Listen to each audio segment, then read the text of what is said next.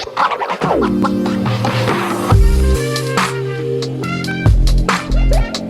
there, welcome back to my channel. My name is Brittney Bundles, and today's video is going to go over common fears that people have in regards to starting businesses. If you are interested in this video or video topics like this, be sure to give the video a big thumbs up. Also, please be sure to subscribe and turn on your post notifications. That way, whenever I upload, you will be notified. So I'm going to get right into the video. I pulled up some common fears from Google. The AI overview helped me with actually just provide all of these common fears, and I'm going to go over the fears with you all and share my experiences, whether or not I've had those fears, and also some good practices on how to overcome those fears or how to work through those fears. Because I'll tell you right now, there's been some different business ventures that have been challenging for me, because I'm used to being reserved, I'm used to not really getting out of my shell, and I'm used to being comfortable. So when you're in business, sometimes it forces you out of your shell and it forces you into a space of uncomfortability, which will help you grow. However, it can still be very challenging. And so I've had to learn different best practices to accompany me while I was doing certain events or business ventures or tasks that were uncomfortable, so that my businesses can continue to grow. So I'm going to go ahead and get right into the video. So the first fear that I want to go over is fear of failure. And it says, this is a common fear, but it can also be a source of motivation. Failure is a natural part of the business process, and even the most successful entrepreneurs have experienced it. So fear of failure. A lot of entrepreneurs do have that fear, just fear of not reaching their goals and fear of their businesses not really doing what they intended the business to do. I can say that I have had those fears as well, but I've never had it to the point where it discouraged me from starting. So when I first started my business, I was very nervous and I was worried about how my business would go. If you don't know my business story, just a quick background. Before I started to sell hair primarily, and I don't just sell hair now, but I'm just taking you back a little bit. When I decided to create my business, the main reason for doing that is because I wanted to create more freedom for myself, more freedom for the people around me. And I didn't want to have to miss out on some of my children's milestones. Like, I didn't want to miss out on any of their milestones, to be honest. And I would feel very sad at times dropping my kids off to daycare and then going back to work. At that point, I just had one child. I felt sad dropping him off and then going to work. And nothing was wrong with it. I had to do what I needed to do at that point. And I'm grateful for the opportunity to be able to work. I did have a pretty good paying job, but I still wanted to be able to have more freedom to do things that I wanted to do when I wanted to do them. And then there's also like a fulfilling piece that I didn't get at the 9-to-5 job that I was able to fulfill through my business ventures. But anyways, I was nervous about starting the business, got into the business. It did not work as I intended it to work. I did not receive as many sales or support that I thought I would get. And so I got discouraged and I stopped doing my business and I started just focusing on my 9-to-5. And then it wasn't until I had a meeting in my brother's living room and he was like, you know what, Brittney, if you're going to do this, if this is something that's on your mind, do it, reinvent yourself, come back and don't give up. And so I didn't give up the second time around. And I found different ventures that I've been interested in. And I've shared my journey on this channel as well. So if you're interested, you can check out some of my journey, my business ventures, in my business playlist. I've documented a lot of my journey.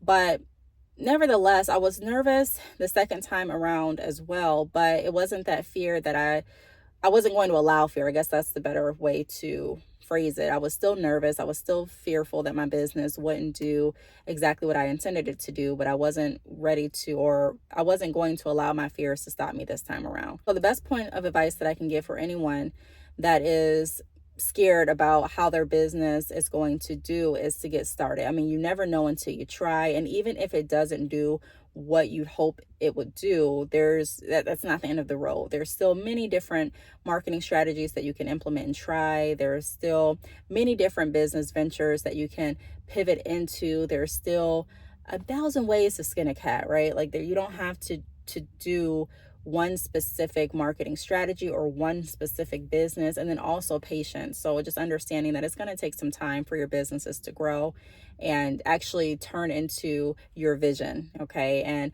just because one door shuts or you get 5 no's doesn't mean that your next yes is not around the corner, or does it mean that another door won't open very soon, and even a better door? That's been my experience. A lot of times when opportunities have closed, they've been I've been grateful that they closed once I saw what was in store for me. So I love this verse: all things work together for those who love the Lord and are called according to his purpose, because that is so true. Another fear that entrepreneurs have is fear of change, and it reads: integrating new technology and processes can be daunting, especially when it comes to finances. So fear of change. Yeah, I can't say that I guess just not knowing how my businesses were going to do. And even now, like when I start different business ventures, I don't know how they're going to go. When I do different sales or marketing strategies, I don't know how it's going to go. When I have my plan set out for my next year and my business projections for the next year, I don't know how it's going to go. But I still put my fears to the side, and I still continue to push through. And then for change, I mean, whether you're working your business or whether you're in your 9 to 5, you're not safe from change. Change can happen anytime. I think it's really inevitable. And it's something that whether you're comfortable with or you're not comfortable with, or it scares you or it doesn't scare you, it's something that you really don't have too much control over. So you might as well just get used to it, is how I feel. So fear of change, if anyone is struggling with that, I would just say, hey, you never know what's going to change. I know it can seem like going to your 9 to 5 or doing the same type of behaviors are going to be constant continuously.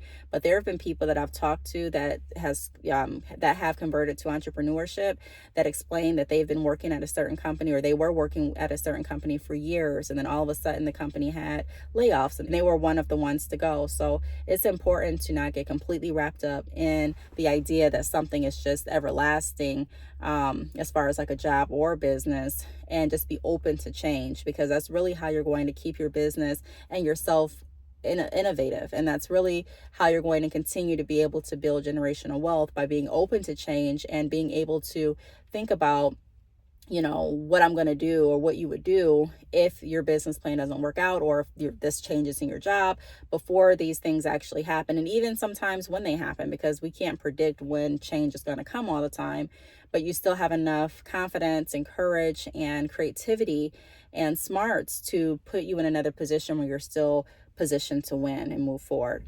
The next fear is fear of looking stupid. So some people worry that others will think their ideas are silly, or that they aren't smart enough to run a business. Peer pressure, I mean, that's something that I think the older you get, the better it becomes. I've never been someone that's just been influenced heavily by peer pressure. I mean, I can't say I would never influenced by peer pressure, but I'm not someone that always follows the trends. Even in school, like I'm okay with being myself. I'm okay with being different. I'm okay with being set apart from the group. I have some funny stories about that too, if you all want to know. I'll probably put those over on my Brittney's Place channel.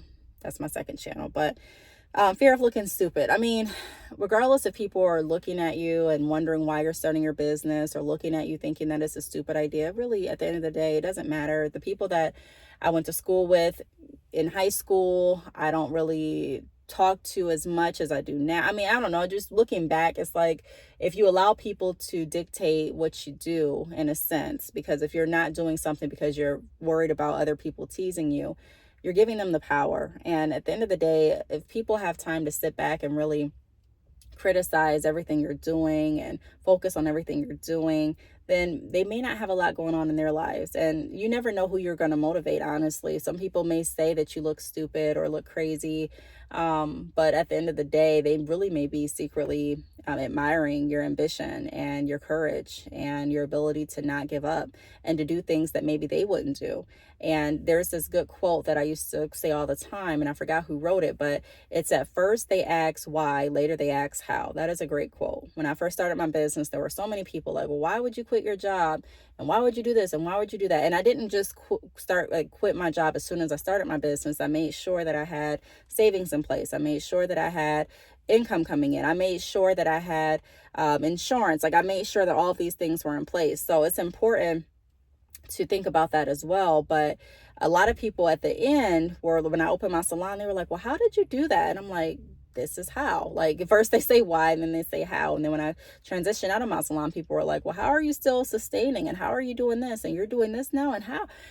So at first they ask why, then they ask how. Okay, the next fear that Google has listed is overwhelming.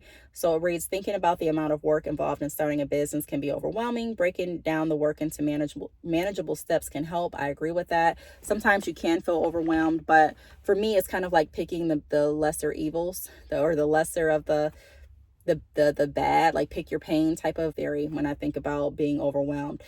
When I was working my 9 to 5, I was overwhelmed. I felt like I didn't have enough time to do what I wanted to do. I didn't have enough time with my children. I wasn't feeling fulfilled. I was building someone else's dream. Yeah, I was getting paid, but it wasn't it for me. And I was overwhelmed trying to juggle everything, trying to come home and still cook dinner, be with my children, still stay up and run my business and think of different ideas for my businesses. And it was just overwhelming. When I quit my 9 to 5, there were still overwhelming days when I'm still, juggling family and business life. I'm still trying to think of different ideas to stay innovative for my business. I was still running to the salon every night.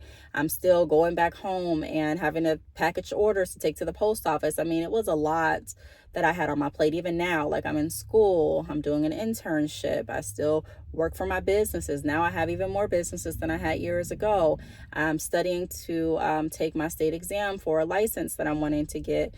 And so it's a lot on my plate. Plus, like I said, I still have mommy tasks, right? So it's a lot. It's overwhelming, but it's like pick your pain. Like, which one are you more content with being overwhelmed with? And then also, when you get into the groove of your businesses, you'll start to find different ways that will help you accommodate your schedule, and you'll start to find what works best. So like now I have Tuesday set aside for my homework for psychology. I have Wednesday set aside for my homework in health. I have my recording schedule, so I record when I can. Like right now I'm in front of the grocery store and I'm recording before I go in and get some groceries. So you kind of just choose the best time to maximize your workload, or how to maximize your day throughout your day. What's your cutoff point? So there's a point in the day toward the evening that I don't work anymore, like I'm done with it. So just kind of figuring out your flow is going to be very beneficial. And then also writing a task or a list that helps a lot of people. Getting a planner, downloading a planner app on your phone or tablet. So those are some things that can help. The next fear is balancing work and personal life. So I just kind of went over that with being overwhelmed. Another fear is fear of finances. Financial security is a common fear. That is a fear that some people have, but for me to overcome that fear, I always look at what I can do. There's so many options and resources now that you can take advantage of without having to pay a lot. Getting on YouTube is free. You can literally create a free account, upload content of your products, your business, about yourself, so that your supporters and your customers and clients can get to know you a little bit better. You can do different tutorials. You can do unboxings for your products. I mean, there's so many different ways and avenues that you can advertise without spending so much money. Now, would it be ideal to have like marketing investors behind you, or like funding for business expenses if you need it? Maybe, but everyone's not there. But it doesn't mean that you still can't push through. So fear of finances, that's something that I really wasn't fearful of when I started my business. I would always think, man, it would be so much easier if I had a lot more money to work with. But I've always been, as a child, my mom always implemented in me, do what you can with what you got. So that's how I navigated through the fear of finances. The last fear that it lists is facing tough competition. So competition is one of the biggest challenges for startup businesses. I agree with that. I don't know. I mean, yeah, you're going to face competition, but I feel like there's always competition. Even if you work a 9 to 5, I've always been in sales. I haven't had a job where there wasn't any competition. Sometimes the competition was more friendlier than others, but all in all, it was still competition. Even if you're not in sales, there's always someone that may be competing for your job. I don't know. I just don't think you can really get over competition. So it's like, if you're going to deal with competition anyways, you might as well do something that you enjoy doing while you're dealing with overcoming competition. That's my view on it, at least. So those are some fears that AI listed when I typed in fears of starting a business. Let me know what your fears are or were in regards to starting businesses. Let me know what you've done to overcome some of the fears that I listed, or maybe even some that I didn't list. I do want to thank you all for tuning in. Also, be sure to sign up for my email mailing list. That way we can stay connected even further. Thanks again for watching, and I will talk to you on the next video. Bye.